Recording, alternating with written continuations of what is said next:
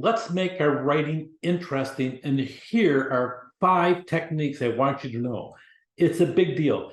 This will help you because they're little things, but it's going to sit down and make your communication process, whether it's oral, whether it's in writing, whether it's an email, whether it's on texting, much more interesting. So create emphasis without verbal or nonverbal cues. When you're writing, you have to rely on other ways. If I want to sit there and make a point with you when I'm talking, I can make all kinds of noise and everything else. How do you do that in writing without looking like you're nuts?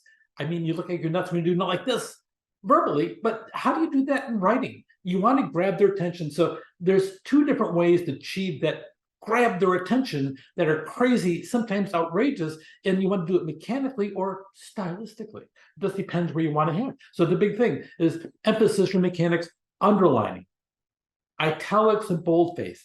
Change up the fonts. Don't you ever write something to me in all caps because you'll get a 0. Okay, but don't ever do it to your boss because you'll get a 0 and you'll be out the door.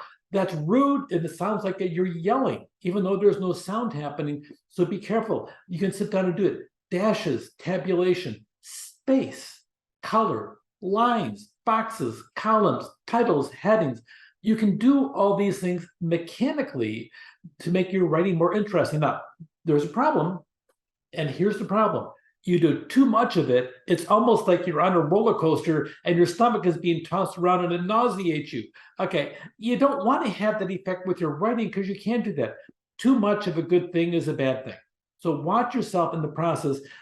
Just mix it up in the aspect of only 2 fonts in your communication. Do not go past 2 fonts. Now, you can have the 2 fonts, okay, but you can have italicized, you can bold them, you can underline them. 2 fonts only. We'll talk about that more. Okay, use vivid, not general words. Get specific. Use words that people don't always use. Let me give you a clue. You're going to college. This is a college class. Use college-level words in your communication. Do not be ashamed of the fact that you're going to college to better yourself as a person. And part of that is increasing your vocabulary because that will help you communicate to more people in a better way, more articulate way. And also people will think you have an intelligent opinion. Those are all important things. So make certain use vivid words, label the main idea, what you want to get across, put the important idea first or last, one or the other, depends how you want to emphasize it. Sometimes, because you're making it interesting, sometimes you want to break it up. Place the main idea in a simple sentence or an independent clause. Don't hide it. Don't camouflage it. Make certain people know exactly what you want them to hear. They're waiting to hear the important things you have to say. Don't hide it in the process. De-emphasize when necessary. Use general words that subordinate the bad news. Recall the memo sandwich, positive, negative, positive. Always have that in the memo sandwich. Open up with something positive. If you got to deliver bad news, we're going to, you have spent the last 20 years in our company in a fabulous way, and we appreciate your hard work. Unfortunately, due to financial constraints, we're closing down your department. So we're going to be laying you off, and hopefully someday in the future we can hire you back in another related position. But for the moment, your layoff is effective this date. Once again, we certainly appreciate all the time that you spent, and you'll be on our minds if we have anything opening that's going to be happening. But hide the bad news in the middle. Positive, negative, positive. That's how you go about doing it. So place the bad news in the dependent clause in the middle and in the process. So now, here is the active voice, where the actor performs the action. I am doing this.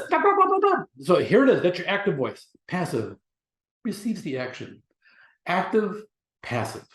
The 2 of them. The active voice is the overwhelmingly vast majority of business communications.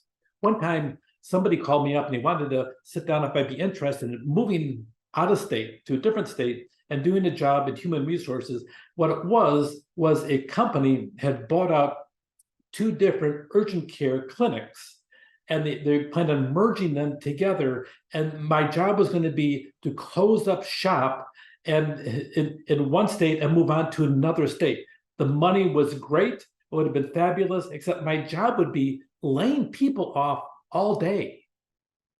Could you imagine? That would be a miserable job. Hey, you you're going to lose your job any day. So guess what? I took my active voices. That's not for me. Thank you.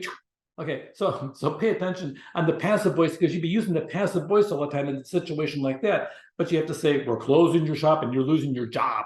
Oh, that's not a lot of fun for me. Active voice, keep shorter, easy to understand, more direct. Passive, emphasize action, de-emphasize the negative news, and conceal the doer of the action. Watch this. Madison submits a tax return. Passive voice. The tax return was submitted. Oh, you want to know who? Madison. She submitted it. Official reviews all tax returns. All tax returns were reviewed. It's much more different in the aspect of who did what. Officials review tax returns. That's active voice. It's direct. You're identifying people. All tax returns were reviewed. You don't know who reviewed them. You don't know what their qualifications were. We cannot make cash refunds. Cash refunds cannot be made. Instead of saying, we, and I'm one of the we, and you are one of those. Yes. Okay. Cash refunds cannot be made. Our CPA made an error in the budget. Yes. And we're going to sit down there and waterboard them for a long time for making that error. You can't waterboard. Just kidding. Okay. An error was made in the budget. There's no blame involved. Just an error was made in the budget. Active, passive. Two different ways of saying a similar message, but it really de-escalates and de-emphasizes and doesn't point the word you. That's not focused on in the passive voice. Parallelism. If you can get parallelism down pat, your writing will look really, really good, and people will like it better. It'll just kind of flow. You want yourself to flow. You want it to mesh well. So we call it parallelism. It's really balanced writing. You use similar structures to use different ideas. Okay, watch this. Match nouns with nouns, verbs with verbs, clauses with clauses. Did you see that? How we match the nouns, and but then you also have verbs with verbs and clauses. So you have 3, 3, 3. 3, 3, 3? Yes, it's balanced. There's something magical about that. Okay, avoid mixing active voice versus passive voice, because that kind of throws off the balance in the process. No pain, no gain. Please don't say that to me. Okay, in for a penny, in for a pound. Look at the structure of that, though. In for a penny. Okay, in for a pound. 4 and 4, and there's a comma separating them. And really, the pound is really kind of more English, because the English have the English pound. So in for a penny, in for a pound, you have a monetary thing. You also have it matching in, you have matching for, you have a matching a. Instead of penny, you have pound, but they both start with a P. That's like a really cool parallel thing, and it bounces. Where there is smoke, there is fire. Where there is smoke, there is fire. Where there is smoke, there is fire. 3, 3. There is smoke, fire. It takes one to know one. It takes one to know one. Those are parallelism. When you write like that, it really flows, and people sometimes don't understand why, but they're relaxed in the reading process. It really is very positive for you. So we focus on money, earning it, investing it, and how to spend it. We focus on money, earning it, investing it, and spending it. Do you see the difference between the two? We focus on money, earning it, investing it, and how to spend it, especially on a brand new car, a new Mercedes, and a yacht, and no, we focus on money, earning it, investing it, and spending it. Applicants are interested in work environment and how they can advance their careers. Applicants are interested in work environment and career advancement. Work environment, career advancement. Work environment, career advancement. The parallelism really makes your technique, your writing, much more interesting. There is something weird about humans and 3. You would think we like 4s. I mean, really, normally you have different appendages. We have 4 appendages, 2 arms, 2 legs, if we're fortunate. Okay, so, but something about the 3s, we like 3s. And there's something about it's an anomaly. We happen to like it. It applies on a horizontal list. She had an umbrella, a purse, and a portfolio. An umbrella, a purse, a portfolio. It kind of goes together. Now, by the way, if you look, there's a comma after umbrella, there's a comma after a purse. I understand English professors pretend you don't need the second comma. They are flat out wrong. You need that in the world of business to be more precise, because precision in a direct voice is very critical to how you do business. I do not recommend leaving that out, and you'll get downgraded on paper submitted to me with that. But the reality, it really helps you be more articulate, more specific. Here you go, another list that's really a horizontal list. Look at the commas, and so it just depends on the process, but make certain you're following that aspect of it. A modifier. Driving through Malibu Canyon, the ocean came to view. Driving through Malibu Canyon, the ocean came into view. Inside the canyon, a misplaced modifier. Firefighters rescued a dog from a burning car that had a broken leg. The burning car had a broken leg. That's what it says. The fire rescued a dog from a burning car that had a broken leg.